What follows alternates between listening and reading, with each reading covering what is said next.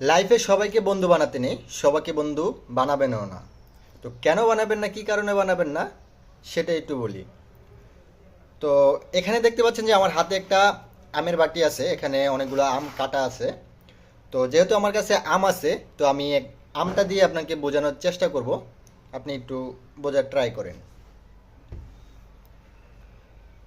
তো এই যে দেখতে পাচ্ছেন যে আমের বোড়াটা, এই আমের বোড়াটা আমার কাছে ততক্ষণই প্রয়োজন যতক্ষণ না এই আমটা আমি খেয়ে শেষ করতেছি।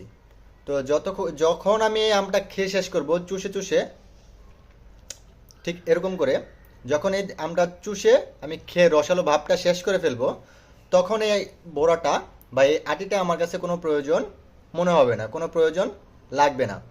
তো তখন আমি কি করব, এটা ফেলে দেবো বাটির বাইরে, এই আটিটা বাটির বাইরে ফেলে দেবো।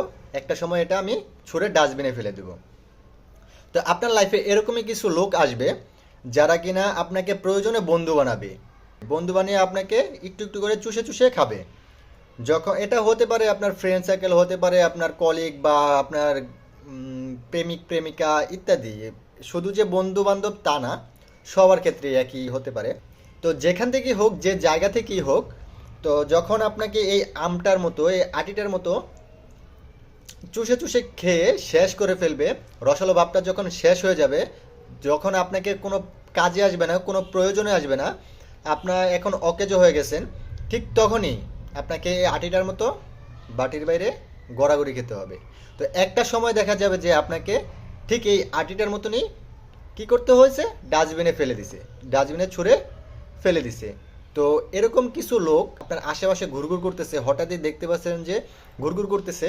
তো তাদের কাছ থেকে একটু দূরে থাকবেন, অথবা একটু যাচাই বাছাই করে তারপরে তাদেরকে বন্ধু বানাবেন, বা তাদের সাথে মিশবেন বা তাদের লাইফে জড়াবেন। সবসময় হঠাৎই ঘটে যাওয়া কিছু জিনিস ভাববেন, প্রশ্ন করবেন, এটা হঠাৎ কেন হলো, কি কারণে হলো, জানতে চাইবেন, প্রশ্ন করবেন নিজে, এবং নিজেই উত্তরটা জানতে চাইবেন।